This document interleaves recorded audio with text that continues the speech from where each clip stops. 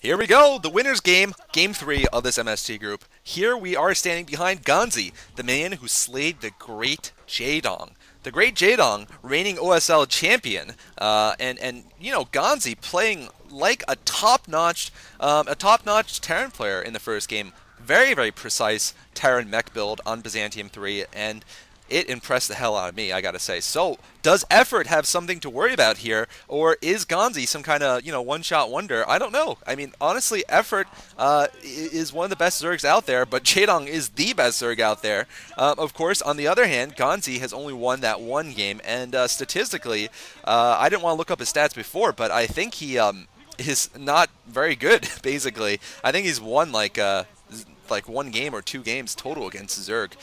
From what I remember, he really has not played a lot of games. But you know, Ganzi may be a rising star. You know, I mean, nobody has played a lot of games. You know, nobody starts off with a lot of fame, obviously, and everyone has to build it somehow. And Ganzi certainly could do that right now. He would certainly go very far by getting out of this MST group, facing 2 of the best Zergs, both of whom could be easily in the final 4 even, and that would just be an awesome testament to his prowess. So I mean, Ganzi actually, before you guys remind me, he did manage to get pretty far in the first season of the GON TV Classic, but since then he's been very quiet. He played only 5 times in the Pro League, and that's it. So really not much going on for Ganzi, other than beating Jaedong, which is a lot.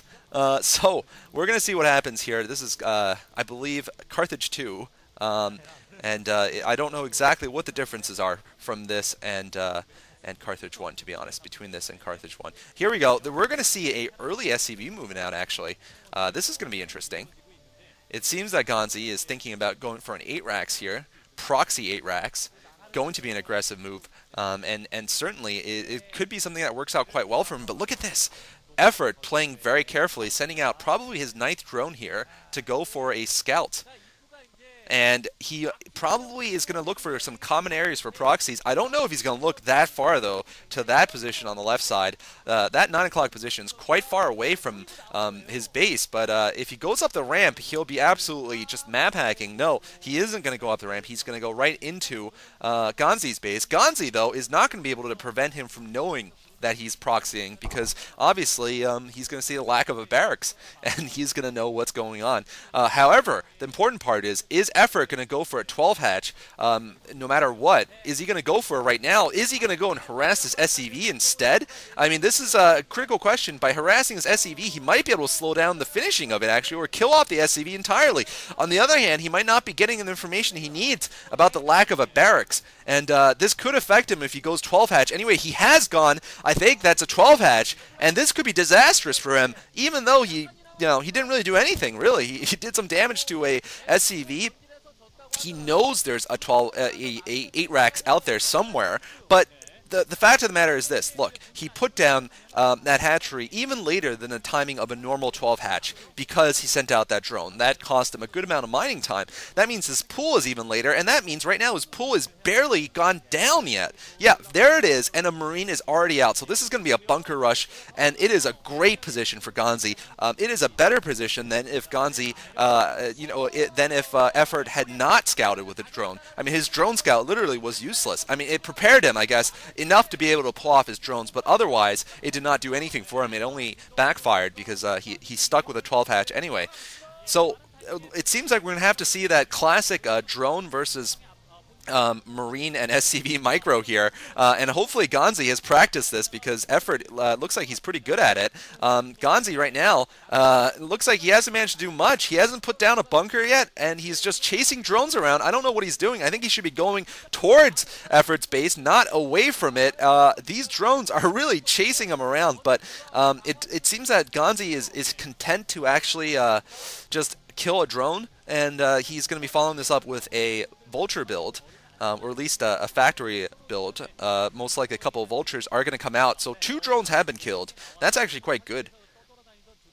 But Lings are out, so these Lings are going to be able to kill off these Marines, I think, and they should be able to stop, they should be able to actually put up some pressure even at the front of the base. A early Hydralisk then going down, of course, actually I will take back what I said partially. Effort does manage to figure out that, that Ganzi is going for a mech build by using that early drone scout. He has spotted that gas, so that's why he is going to get that early Hydra's den, and he's probably going to put down a sunken colony in front, or maybe, just maybe, he'll have enough Hydras to even to skimp out on doing that, although that would be risky, because you absolutely do not want a Vulture in the back of your lines, especially when you're not in the best economic position in the world to start with. Marine just running into its death in the natural expansion. Meanwhile, we saw a Stargate inside of Ganzi's base. So Ganzi, once again, going for a tech rush, and possibly, once again, going for the Ganzi build. That's right, the Ganzi build. You know why I'm calling it the Ganzi build? Because it works. That's right, it worked against Jaedong. The Vulture drop, of course, is what I'm talking about. And if it works again here against Effort, who could be, the second or third or fourth best Zerg out there, then it truly is a new build of its own, or at least... he deserves for it to be called, named after him, since, a certain other person was unable to beat Jaedong using that build. The person who will not name forever. So, looks like the Vulture has gotten 4 kills already. Nice micro here from Ganzi. And he is going to be going for that Vulture drop, I bet. And he's going to build a Wraith before it, but most likely going to follow up with Vulture drop, and then maybe Valkyries again. So, this is going to be very interesting.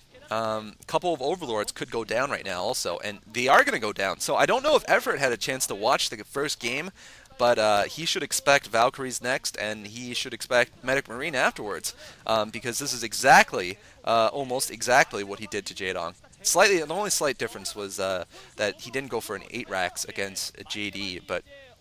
regardless, the follow-up has been about the same. Alright, a bunch of speed Hydras, so Effort has also gone for the same follow-up. And right now, actually, though, this is the difference. Effort's Hydras are arriving earlier than Jaedong's did, because Effort, went more quickly for the Hydralisk den, and wow, this could make all the difference here. The mines are not down yet for Ganzi, and oh no, here we see the weakness of this build. Ganzi is not going to be able to defend. Oh my god, that almost killed off all of his own SCVs. Wow, these SCVs are actually going to be able to kill off these Hydras pretty darn well, I gotta say. So, certainly he hasn't failed yet by any means. He's still in the game, and he's going to have a lot of mines down, probably, and that is going to stop these Hydras from being able to do much. So, and he's already taken out 2 Overlords, too.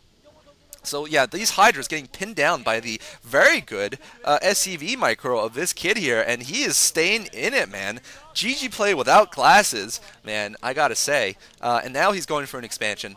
Of course, this was also different, too. In the first game, I forgot that he also expanded before he went for tech. But, both games have been slightly different, of course. Effort was able to pull off an earlier attack than Jaedong, but to no avail, as we saw. Ganzi very Johnny on the spot there with his mines. Just perfect timing, really. All right, but this time, look at this. We've gotten this dropship spotted, and this is going to play a big difference. Ganzi should probably be careful about going in. He could lose everything. He's going to lose 1 Vulture. That's it. He's going to have to run away there with the dropship. However, the dropship could just stay in the back here and constantly threaten a drop. That's certainly possible. Oh, or he get taken out by Hydras. Oh, he gets taken down by Hydras. Ouch. That was not supposed to happen. Ganzi making a big error there. That had at least 2 or 3 Vultures inside, and that was really his only means of offense, and that is going to really give Effort a lot of relief here. He is not going to have to keep Vultures behind in his base. He is not going to have to worry about he's not going to keep Hydras back in his base. He's not going to have to worry about building a sunken there. For a very long time there will be no drops coming. And right now, wow, almost losing some rates there as they fly over. That would have been even more disastrous for Ganzi. But I would definitely say Ganzi is not working out. It's not working out as well for him as it was in the first game. Although, interesting enough, I didn't even notice that he was going for cloak rates here. That is something that I didn't expect. I thought he'd be going for Valkyries. However,